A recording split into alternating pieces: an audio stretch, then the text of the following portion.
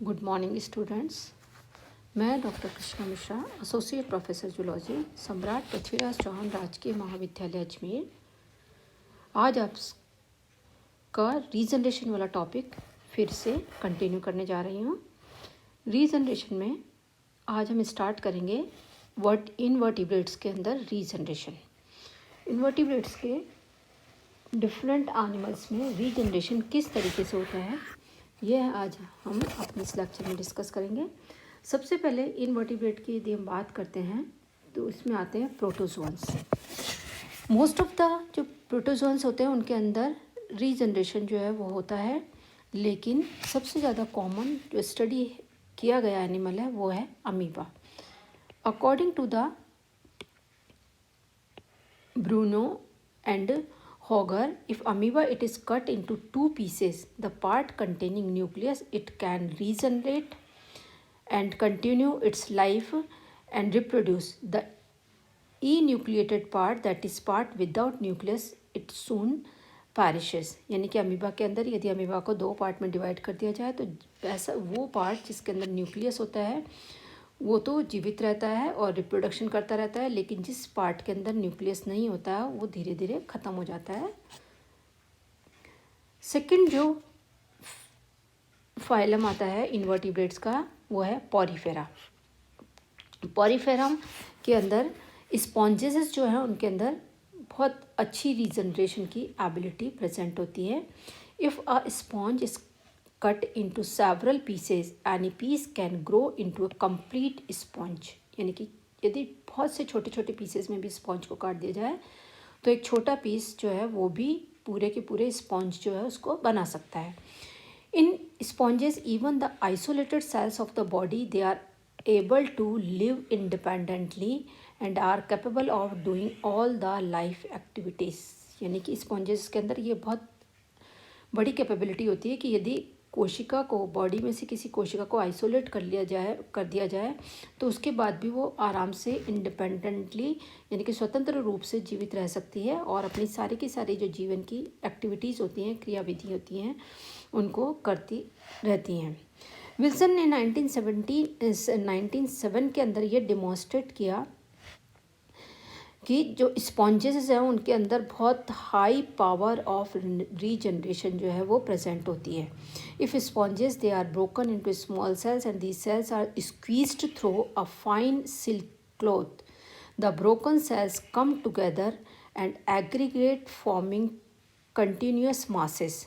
This gathering of cell is commonly known as reunition. The reunition masses are capable of growing into new sponges. Later on this experiment it was repeated and confirmed by several investigators. Galtzoff in 1925 estimated that about 2000 cells they are necessary to produce a new sponge. यहाँ पर आप देख सकते हैं sponge के अंदर Wilson ने जो एक्सपेरिमेंट किया था कि किस तरीके से स्पॉन्जेस के अंदर रीजनरेशन होता है। इन्होंने स्पॉन्ज जो है स्पॉन्ज में से बहुत सारी सेल्स जो वो इसको काफ़ी सारे छोटे छोटे पीसेस के अंदर यहाँ पर चॉप कर दिया। ये सारे इसके चॉप्ड पीसेस हैं, they are run through meat grinder, then grinded mixture is squeezed through fine silk blotting cloth. यानी कि सबसे पहले तो इनको ग्राइंड करने के बाद इसको कपड़े से छान दिया। छानने के बाद जो सेल्स बनती हैं वो सेल्स जो है वो आपस में एक दूसरे से क्लस्टर बना लेती हैं, एक दूसरे के पास में आ जाती हैं और इस तरीके से रेटिकुलेटेड रीयूनियन जो है मास जो है वो बन जाता है। और ये मास जो होता है वो छोटे छोटे स्पॉन्जलेट्स जो उनकी फॉर्मेशन करता है और ये फिर फर्दर जो है एक कंप्लीट मैच्योर स्पर्म जो है वो बनाते हैं। तो इस तरीके से स्पॉन्जेस जो है उनके अंदर बहुत हाई कैपेबिलिटी होती है कि वो रीजनरेशन कर सके। थर्ड फाइलम पे अब यदि हम आते हैं इनवर्टिब्रेट्स के तो वो है coelenterates. In coelenterates the regenerative ability it is very high. Trembley in 1740 first of all discovered the regeneration in hydra polyp.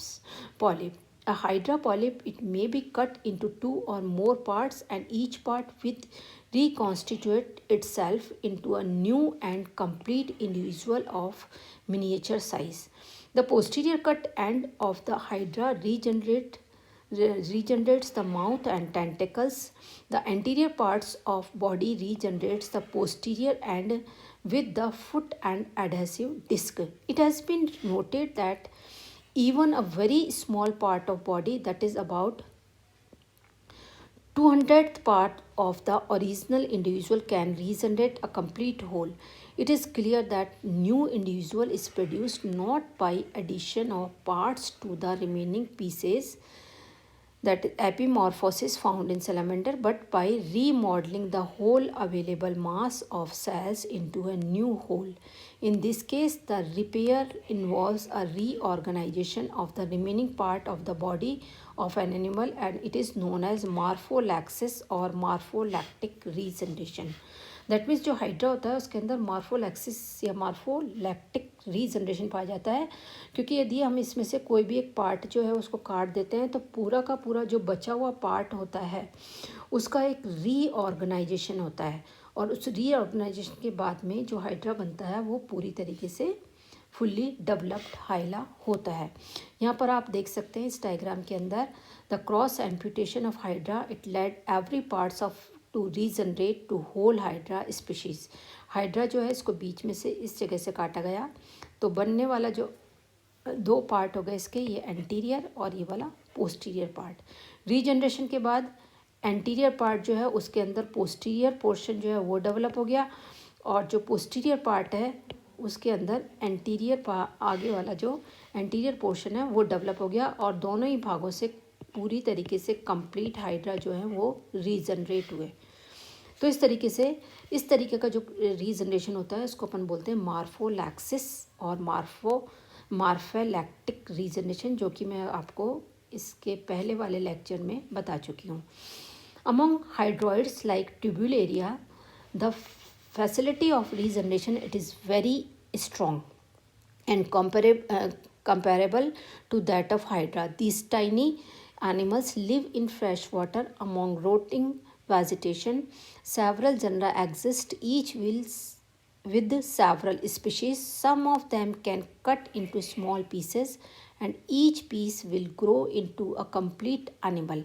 In fact, the worm lineage can be divided into 100 such sections, and at the end of a few weeks 100 complete worms they will result. तो इनके अंदर जो है ट्यूबुलेरिया जो है उसके अंदर भी बहुत रीजनरेशन की जो कैपेसिटी होती है वो काफ़ी हाई होती है। नेक्स्ट बहुत ही इंपॉर्टेंट जो फाइलम है दैट इज़ प्लेटीहेल्मिन्थेस। प्लेटीहेल्मिन्थेस में हम बात करेंगे planarians. Among platyhelminthes they possess a unique power of regeneration. Planaria may be cut across the lengthwise and each part of the body will regenerate the missing half. A planaria can regenerate the entire organism from the middle section with the pharynx. If the anterior end of planaria it is cut along the length into two or more parts, each part develop into a new head resulting in a many-headed monster. इनमें क्या होगा कि head जो है वो नया head बनेगा और बहुत से हेड्स जो हैं वो बन सकते हैं। In planaria power of regeneration it is maximum near the head and minimum near the posterior head, यानी कि जो रीजनरेशन की पावर होती है वो बॉडी के अलग अलग पोर्शंस के अंदर अलग अलग होती है। हेड की तरफ जो है मैक्सिमम होती है और पीछे जो पोस्टीरियर एंड है वहाँ पर बिल्कुल कम होती है। This is correlated with the metabolic rate which is highest in the head and becomes progressively lower towards the tail. This variation in metabolic rate and associated regenerative power it is known as metabolic or axial gradient. The concept of axial gradient or metabolic gradient it was first convinced by C.M. Childs in 1941. When the cut is made, undifferentiated cells derived from the parenchyma migrates to the cut surface, form a regeneration blastoma and give rise to the lost part. क्या होता है कि कहीं से भी यदि कोई cut बनाया जाता है, जैसे सपोज ये है प्लेनेरिया, इस जगह से कट लगाया गया तो कट के ऊपर जो सेल्स होती हैं वो अंडर डिफरेंशिएट सेल जो होती है पैरेन्काइमा की, वो कट सरफेस की तरफ चली जाती हैं और वहाँ पर रीजनरेशन करके और एक ब्लास्टोमा बनाती हैं। और इस तरीके से लॉस्ट पार्ट जो है, जो कि पार्ट काट दिया गया, वो नई तरीके से बन जाता है।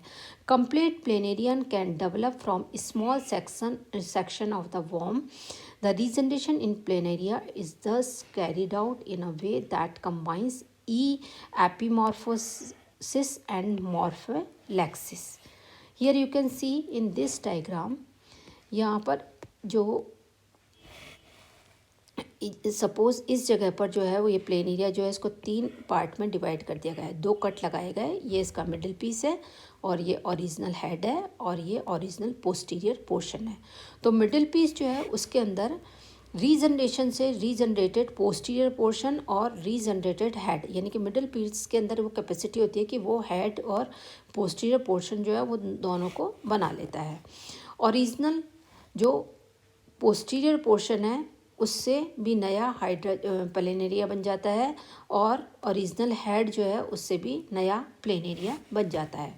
यदि लॉन्गिट्यूडनल तरीके से या लॉन्गिट्यूडनल जो डायरेक्शन है उसके अंदर भी यदि काटा जाए प्लेनेरिया को, तो रीजनरेशन के बाद में जो बनने वाला प्लेनेरिया है उसके अंदर हेड्स जो होंगे वो 1 से अधिक बन जाएंगे। तो इस तरीके से ये मॉर्फोलेक्सिस और एपीमॉर्फोसिस दोनों प्रकार के कंबाइंड रीजनरेशन को शो करता है। तो ये थे 3 इम्पॉर्टेंट फाइलम जिनके बारे में हमने रीजनरेशन पढ़ा इनवर्टिब्रेट्स के अंदर। नेक्स्ट बचे हुए जो फाइलम हैं वो हम अपने